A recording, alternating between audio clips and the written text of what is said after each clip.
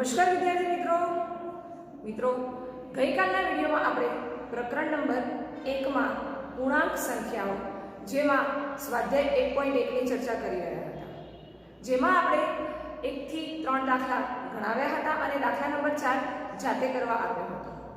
જે બધા દાખલામાં આપણે ધન અને ઋણ પૂર્ણાંકોનો વ્યવહારિક જીવનમાં ઉપયોગ કઈ જગ્યાએ કરી શકીએ છીએ એ વિશેની માહિતી હતી, જેમાં આજે આગળ વધીશું દાખલા નંબર 5 નો અભ્યાસ કરીશું। મિત્રો, આ માટે તમારે ચોપડી ઘરે સાથે લઈને બેસવાનું છે, જેમાંથી આપણે રકમ વાંચીશું, જેનું ધ્યાન તમારે તમારી ચોપડીમાં જોઈને રાખવાનું। તો દાખલા નંબર 5 ની રકમ એવી છે કે મોહન તેના બેંકના ખાતામાં રૂપિયા 2000 જમા કરાવે છે। શું છે? મોહને એના બેંકના ખાતામાં કેટલા રૂપિયા જમા કરાવે છે? રૂપિયા 2000 જમા કરાવે છે, બરાબર। હવે શું કરે છે? બીજા દિવસે તેમાંથી રૂપિયા 1642 ઉપાડે છે। તો એને બીજા દિવસે કેટલા રૂપિયા ઉપાડ્યા? 1642 રૂપિયા ઉપાડે છે। હવે જો ઉપાડેલ રકમને ઋણ પૂર્ણાંક, આપણે કાલે પણ કહ્યું હતું કે ઉપાડો હોય, ઓછું કર્યું હોય તો એને આપણે ઋણ પૂર્ણાંક તરીકે લઈએ છીએ અને જમા કરેલ રકમને ધન પૂર્ણાંક ગણવામાં આવે। તો ઉપાડ પછી મોહનના ખાતામાં કેટલી સિક્કલ બાકી હોતી હશે? એને આટલા રૂપિયા ઉપાડી રહ્યા, તો હવે એના ખાતામાં કેટલા રૂપિયા બાકી હોતા હશે? તો મિત્રો, આ તો તમે સરળતાથી સમજી શકો છો કે ધારો કે તમારી પાસે 10 રૂપિયા છે, એમાંથી તમે 5 રૂપિયા ઉપાડી લો તો તમારી પાસે કેટલા રૂપિયા બાકી વધે? તો 5 રૂપિયા બાકી વધે। એનો મતલબ કે તમે એ ઋણ ચિહ્નનો ઉપયોગ એ જગ્યાએ કરી શકો છો। તો આપણે મોહન પાસે બાકી વધેલા રૂપિયાની ગણતરી કરીએ। મોહન પાસે બાકી વધેલા રૂપિયા કેટલા થશે? જમા કરેલા રૂપિયા માઈનસ ઉપાડેલા રૂપિયા થશે ને આવો। તો 10 માંથી 2 જશે તો 8, 9 માંથી 4 જશે તો 5, 9 માંથી 6 જશે તો 3 અને 1 માંથી 1 જશે તો 0। તો કેટલા પૈસા મળશે આપણને? 358 રૂપિયા એના જમા રહે છે। આ જમા રાશિને પણ આપણે ધન સંખ્યા વડે દર્શાવી શકીએ છીએ, કારણ કે એટલા હવે એની પાસે પડી રહે છે। તો આ રીતે વ્યવહારિક જીવનમાં તમે જોઈ શકો છો કે ઋણ સંખ્યા એ ઉપાડ માટે પણ ઉપયોગ કરી શકાય છે। એ પછી આપણે જોઈશું દાખલા નંબર 6।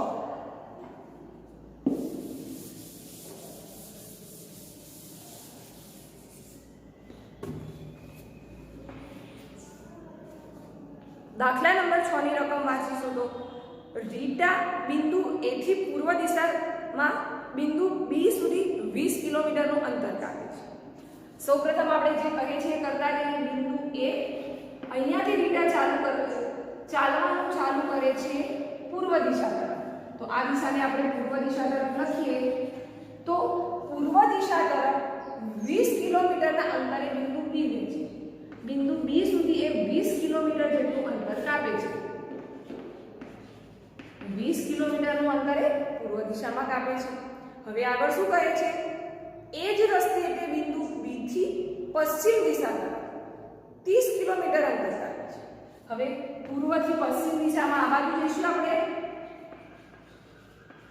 તો એ જ બિંદુ B થી ક્યાં જાય છે? 30 કિલોમીટર પશ્ચિમ દિશા તરફ। તો અહીંયા સુધી આપણે ધારો કે 20 કિલોમીટર આ છે તો 30 કિલોમીટર એનાથી વધારે હોવાનું, તો આ બિંદુ રાખીશું 30 કિલોમીટરનું અંતર કાપે છે, એને આપણે C નામ આપીશું। તો હવે શું કહે છે? પૂર્વ તરફ કાપેલા અંતરને ધન સંખ્યા વડે દર્શાવો। જે પૂર્વ દિશામાં અંતર કાપ્યું છે એને ધન રાશિ વડે દર્શાવો, એટલે કે પૂર્વ દિશામાં કાપેલ અંતર કેટલું છે? 30 કિલોમીટર, તો એને ધન રાશિ વડે દર્શાવો। અને પશ્ચિમ દિશામાં જે કાપેલું અંતર છે એને ઋણ રાશિ વડે દર્શાવો। ફક્ત મિત્રો આ બાદ બાકી નથી, પરંતુ એનું વિરોધી દર્શાવવા માટે આપણે ધન અને ઋણ ચિહ્નનો ઉપયોગ કરીએ. જે વસ્તુ સીધું અંતર કાપે છે એને ધન અને એના વિરુદ્ધમાં અંતર કાપે છે એને ઋણ વડે દર્શાવીએ છીએ. હવે શું કહે છે આપણને? તો પશ્ચિમ દિશા તરફ કાપેલા અંતરને તમે કેવી રીતે દર્શાવશો? તો આપણે જોઈ શકીએ છીએ પશ્ચિમ દિશા તરફ કાપેલા અંતરને ઋણ પૂર્ણાંક તરીકે દર્શાવીએ છીએ. હવે બિંદુ A થી અંતિમ સ્થિતિએ તમે કઈ પૂર્ણાંક સંખ્યા વડે દર્શાવો છો?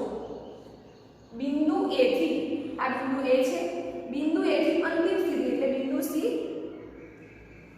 ની આ જે રાશિ છે એને આપણે કયા પૂર્ણાંક વડે દર્શાવીએ? તો તમે જોઈ શકો છો કે A થી B સુધી 20 છે, પણ B થી પાછા C આવીએ છીએ તો 30 કિલોમીટર અંતર કાપે છે. એટલે કે વિરુદ્ધ દિશામાં 10 કિલોમીટર અંતર વધારે કાપે છે. પણ A થી C એ કેવા કિલોમીટર થશે? 10 પણ ઋણ, કારણ કે એ પણ પૂર્વથી પશ્ચિમ દિશા તરફ છે. તો આપણે એવું લખી શકીએ કે બિંદુ A થી અંતિમ સ્થિતિ એટલે કે C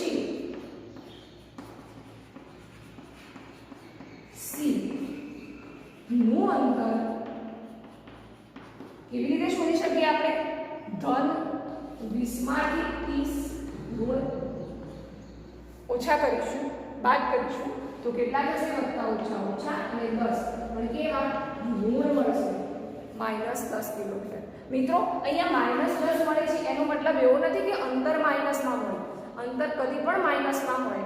આનો મતલબ એવો છે કે એ વિરુદ્ધ દિશામાં અંતર મળે છે. આપણને 10 કિલોમીટર વધારે છે પણ કેવું છે? એ વિરુદ્ધ દિશામાં, પશ્ચિમ દિશામાં છે, એટલે આપણે એને ઋણ ચિહ્ન વડે દર્શાવીએ છીએ. તો આ રીતે આપણે ધન અને ઋણ પૂર્ણાંકોનો ઉપયોગ કરીએ છીએ. દાખલા નંબર 7 ની વાત કરીએ તો રકમ છે કે એક જાદુઈ ચોરસમાં દરેક હરોળ, કોલમ અને વિકર્ણ સમાન સરવાળો ધરાવે છે. અહીંયા એક ચોરસ દોરેલું છે, બે ચોરસ આપ્યા છે, એ બેમાંથી કયો જાદુઈ ચોરસ છે આપણે શોધવાનું છે. અને જાદુઈ ચોરસની ખાસિયત કેવી આપી છે કે એની દરેક હરોળ એટલે કે આ ઊભી છે એ હરોળ, એક કોલમ અને દરેક વિકર્ણ ત્રોસમાં હોય એ વિકર્ણ એ બધાના સરવાળા કેવા થાય છે? સમાન થાય છે. તો આપેલ ચોરસમાં કયો ચોરસ જાદુઈ છે તે તપાસો. એક ચોરસ હું તપાસી આપીશ, બીજું તો ચોરસ તમારે ઘરે જાતે તપાસવાનું રહેશે. કેવી રીતે તપાસીશું? તો સૌથી પ્રથમ આપણે હરોળની વાત કરીએ તો હરોળ 1, દરેક હરોળ, દરેક કોલમ અને દરેક વિકર્ણના સરવાળા કરવા પડશે. તો હરોળ નંબર 1 માં કઈ વસ્તુ છે? 5 વત્તા -5 વત્તા 0. તો અહીંયા આપણે સરવાળો કરવાનો છે. ચિહ્નોને ખાસ ધ્યાનમાં રાખીશું. વત્તા ઓછા ઓછા 5 માંથી 5 જાય તો 0. હરોળ 2 જેમાં છે -1 વત્તા -2 વત્તા 3 વત્તા ઓછા ઓછા. મિત્રો તમને સરવાળાના નિયમો ખ્યાલ જ છે. વત્તા ઓછા ઓછા 2 ને 1 3 વત્તા 3 વત્તા ઓછા ઓછા 3 માંથી 3 જાય તો 0. તો અહીં પણ 0 આવશે.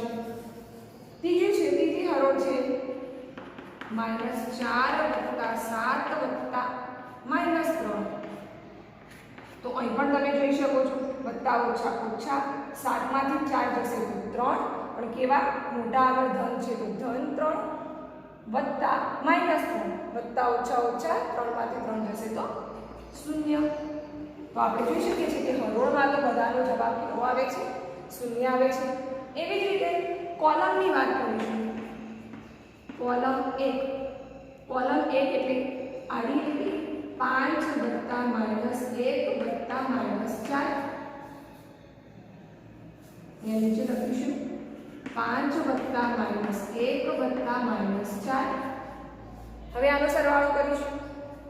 5 ઓછા ઓછા વત્તા 4 ને 5 વત્તા 5 અને ઓછા 5 એટલે કેટલા થશે? 0. કોલમ 2 ની વાત કરીશું તો -5 વત્તા 2 કેવા છે? 2 પણ -2 છે વત્તા 7. તો અહીં પણ તમે જોઈ શકો છો ઓછા ઓછા વત્તા 5 ને 2 7 પણ -7 વત્તા +7 એટલે 0. અને કોલમ 3 ની વાત કરીએ તો 0 વત્તા 3 વત્તા -3, તો અહીં પણ વત્તા ઓછા ઓછા 3 માંથી 3 એટલે તો 0. તો આપણે અહીંયા જોઈ શકીએ છીએ કે દરેક હરોળ અને દરેક કોલમ બધાના સરવાળાના જવાબ સરખા આવે છે, બધા શૂન્ય જ મળે છે. હવે વિકર્ણની વાત કરીએ તો એક ચોરસમાં કેટલા વિકર્ણો હોય મિત્રો? 2 વિકર્ણો હોય, એક આ રીતે અને બીજો આ રીતે. તો એ બંને વિકર્ણો જોઈશું આપણે. વિકર્ણોમાં એક કયો થશે? 5 વત્તા -2 વત્તા -3 વત્તા ઓછા ઓછા 3 ને 2 5 પ્લસ 5 અને -5 એટલે 0. અને હરોળ 2 કેવા થશે? -4 વત્તા -2 વત્તા 0. બરાબર.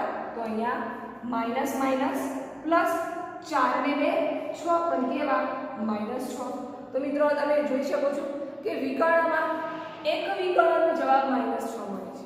એનો મતલબ કે આ ચોરસ એ જાદુઈ ચોરસ ન હોઈ શકે, કારણ કે આપણે તો બધા જ કોલમ, બધી જ હરોળ અને બધા જ વિકર્ણોનો જવાબ શૂન્ય મળતો હોય તો જ જાદુઈ ચોરસ હોય. તો હવે એવી રીતે તમારે બીજું વિકર્ણ તપાસવાનું રહેશે. હવે દાખલા નંબર 8 જોઈશું, જેમાં આપેલું છે કે નીચે આપેલી કિંમતો a અને b માટે a માઇનસ b બરાબર a વત્તા b થાય એવું ચકાસો. જમણી બાજુ બરાબર ડાબી બાજુ થાય એવું ચકાસો. તો આપણે એની કિંમત આપેલી છે એકમાં a બરાબર 21 અને b બરાબર 18. તો આ કિંમતોને આ સૂત્રમાં મૂકીને આપણે ચકાસવાની રહેશે. મિત્રો એક દાખલો હું કરાવીશ, બાકીના દાખલા તમારે જાતે ઘરે કરવાના રહેશે. તો જો આપણે શું કરીશું? સૌથી પહેલા ડાબી બાજુ લખીશું. ડાબી બાજુ બરાબર શું છે? a માઇનસ b છે. એમાં આપણે કિંમત મૂકીશું. a ની કિંમત કેટલી આપી છે? 21 માઇનસ b ની કિંમત કેટલી આપી છે? 18. તો શું થશે? 21 માઇનસ કેવા થશે? પ્લસ. તો 21 વત્તા 18 એટલે કેટલા થશે? 8 ને 9 2 ને 3 39. તો હવે આપણે જમણી બાજુ જોઈશું કે શું જમણી બાજુ પણ એટલા જ મળે છે. તો જમણી બાજુ આપ્યું છે a વત્તા b, તો a બરાબર 21 અને b બરાબર 18. તો એ બંનેનો સરવાળો 39. તો તમે જોઈ શકો છો કે ડાબી બાજુ બરાબર જમણી બાજુ થાય છે, એટલે કે ડાબા બરાબર જમણા થાય છે. એટલે કે આ જે સૂત્ર બનાવ્યું છે a માઇનસ b બરાબર a વત્તા b એ સાચું છે. આ સૂત્રનો મતલબ એ થાય છે કે કોઈ પણ સંખ્યાની વિરોધી સંખ્યાને બાદ કરવી હોય તો એના સરવાળા બરાબર કરી શકાય છે. તો બીજા દાખલા નંબર 8 ના બાકી વધેલા 3 દાખલા જાતે કરવાના રહેશે. હવે દાખલા નંબર 9 ની વાત કરીએ તો એમાં આપણે છે વાક્યને સાચું બનાવવા ખાનામાં ગ્રેટર ધેન, લેસ ધેન કે ઇક્વલ ચિહ્નમાંથી કયા ચિહ્નનો ઉપયોગ કરી શકાય. જેમાંનો હું એ નંબરનો દાખલો હું ભણાવીશ. બાકીના દાખલા પણ તમારે જાતે કરવાના રહેશે, જે ખૂબ જ સરળ છે. મિત્રો આપણે જે સરવાળા બાદબાકીના નિયમોનો અભ્યાસ કરી ચૂક્યા છીએ ગયા વર્ષે, તો એ નિયમોનો ઉપયોગ કરીને અહીંયા પણ સરવાળો અને બાદબાકી જ કરવાનું છે. અને આ બે સંખ્યાઓમાંથી જે જવાબ મળે એમાં કઈ સંખ્યા નાની કે કઈ સંખ્યા મોટી છે, ધન કે ઋણ પૂર્ણાંકને આધારે એ નક્કી કરવાનું છે. તો સૌપ્રથમ આપણે અહીંયા કરીશું આ બાજુની સંખ્યાનો સરવાળો કરવાનો છે. તો શું છે? -8 વત્તા -4. હવે તમે સરવાળાના નિયમમાં જાણો છો માઇનસ શું થઈ જાય? પ્લસ. તો આપણે અહીંયા સરવાળાના નિયમ પ્રમાણે માઇનસ પ્લસ કરીશું. તો 8 ને 4 12. પણ સરવાળાના નિયમમાં છે કે જેનું ચિહ્ન મોટું હોય એ ચિહ્ન એ જવાબ આગળ આવે. તો મોટું કોણ છે? 8 આગળ માઇનસ છે, તો -12. વચ્ચે બોક્સ એમના એમ રવા દઈશું અને આ બાજુ કરીશું. અહીંયા બાદબાકી છે, તમે જોઈ શકો છો કે -8 આ બંને ચિહ્નનો મર્જ કરીએ, ભેગા કરીએ તો માઇનસ કેવા થઈ જાય? પ્લસ. તો +4. હવે પ્લસ માઇનસ શું થશે? માઇનસ. તો 8 માંથી 4 થશે તો કેટલા વધશે? 4. પણ ચિહ્ન મોટા આગળનું માઇનસ છે, તો માઇનસ ચિહ્ન લખીશું. તો એક બાજુ -12 છે અને બીજી બાજુ -4 છે. તો હવે આ બેમાં નાના કે મોટા કે ઇક્વલ છે એ આપણે જોવાનું છે. તો બરાબર તો તમે જોઈ શકો છો કે બરાબર તો નથી, એક બાજુ 12 છે ને એક બાજુ 4 છે. મિત્રો અહીંયા તમારે આ ઋણ ચિહ્નને આધારે નક્કી કરવું પડશે. ધન હોત, ધન 12 અને 4 હોત તો તમે તરત લખી દે કે 12 એ મોટા છે, ગ્રેટર ધેન. પણ હવે ઋણ ચિહ્નમાં મિત્રો આપણે ગઈકાલે સંખ્યા રેખાની દોરતા શીખ્યા હતા. જેમાં શીખ્યા હતા કે જેમ જેમ જમણેથી ડાબી બાજુ જઈએ એમ સંખ્યા નાની થતી જાય. એટલે કે ઋણ પૂર્ણાંકો આવે તો ઋણ પૂર્ણાંકમાં એ મોટી સંખ્યા એ નાની બને છે અને નાની સંખ્યા એ મોટી બને છે.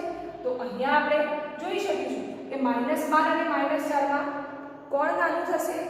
તો -12 નાના થશે અને -4 મોટા થશે, કારણ કે -12 એ ડાબી બાજુ આવે છે -4 કરતાં.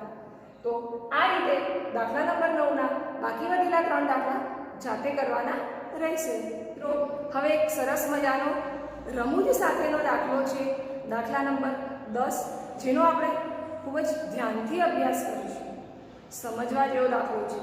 તો દાખલા નંબર 10માં કહે છે કે પાણીની ટાંકીની અંદર પગથિયાં આવેલા છે. એક પાણીની ટાંકી છે, એની અંદર પગથિયાં આવેલા છે. એક વાંદરો સૌથી ઉપરના પગથિયા પર બેઠો છે.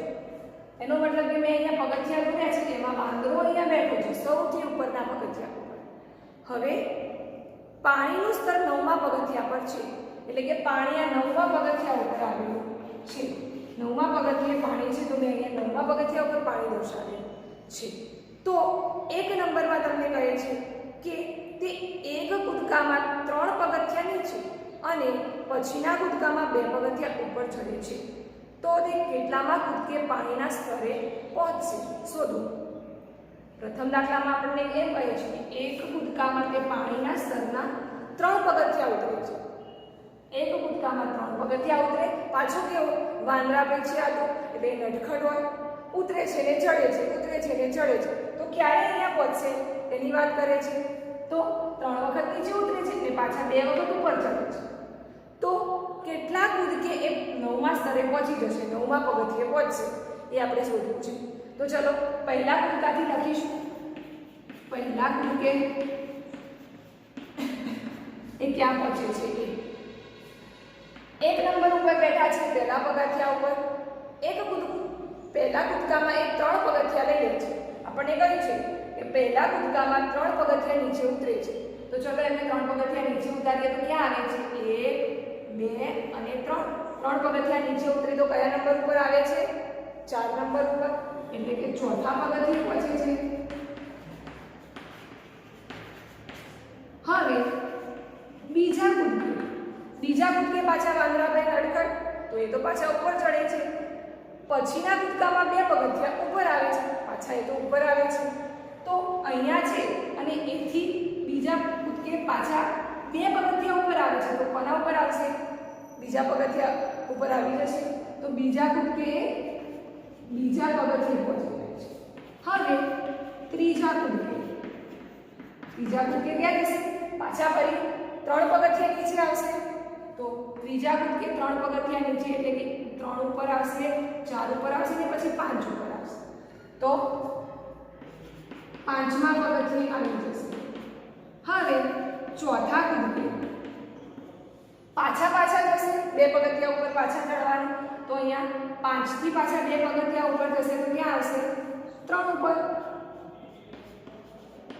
ત્રીજા પગથિયે પાછા 5મા કૂદકે ક્યાં જશે? પાછા 3 ઉપરથી 3 વખત નીચે આવશે. તો અહીંયાથી 1, 2 અને 3 વખત નીચે આવશે તો ક્યાં આવશે? છઠ્ઠા પગથિયે.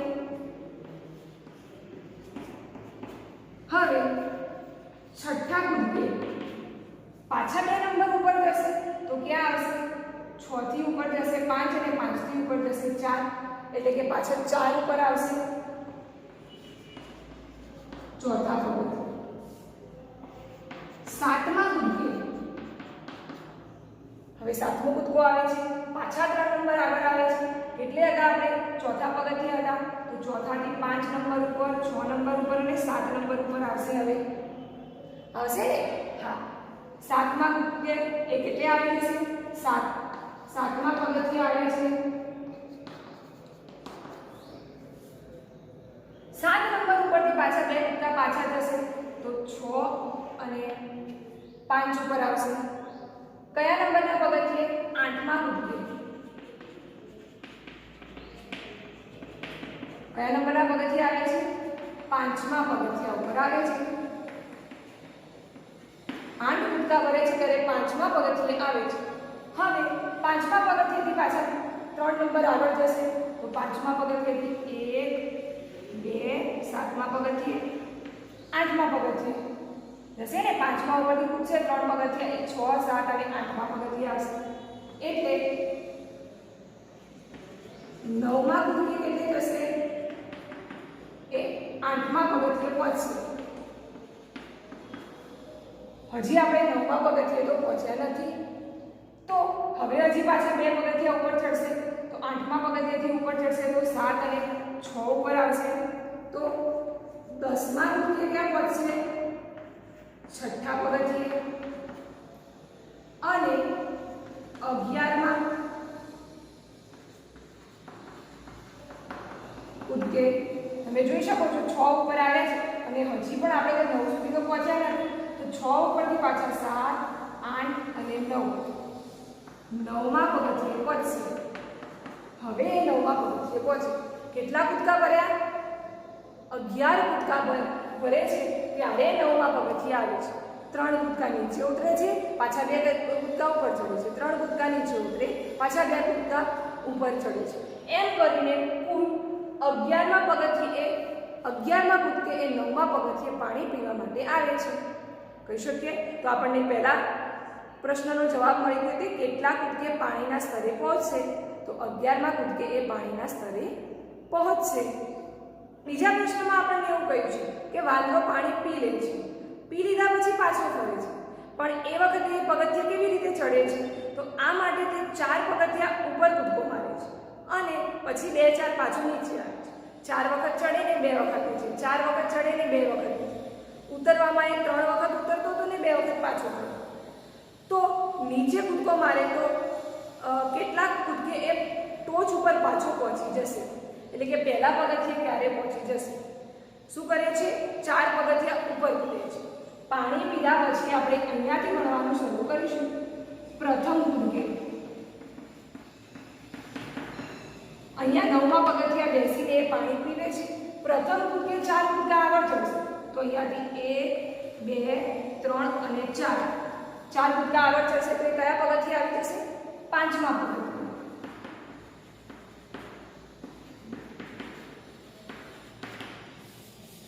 બીજા કૂદકે શું કરે છે? હવે 2 પગથિયા પાછું આવે છે તો 5મા પગથિયેથી 2 પગથિયા પાછા એટલે 7મા નંબરના પગથિયે આવી જશે. 7મા પગથિયે. ત્રીજા કૂદકે પાછું એ 4 પગથિયા ઉપર જશે તો અહીંયા 7 નંબરમાં ઊભો છે ને 4 પગથિયા એટલે 6 5 4 3 નંબરના પગથિયા આવશે. તો ત્રીજા પગથિયે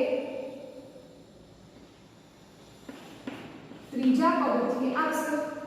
ચોથા કૂદકે પાછો ત્યાંથી પાછો કરે છે. કેટલા પગથિયા? 2 પગથિયા. તો કેટલા આવશે પાછો? એ 5મા પગથિયે આવશે. ત્રીજા ઉપર ઊભો છે, 2 પગથિયા પાછો કરે છે તો 5મા પગથિયે આવે છે. 5મા પગથિયે 5મા કૂદકે.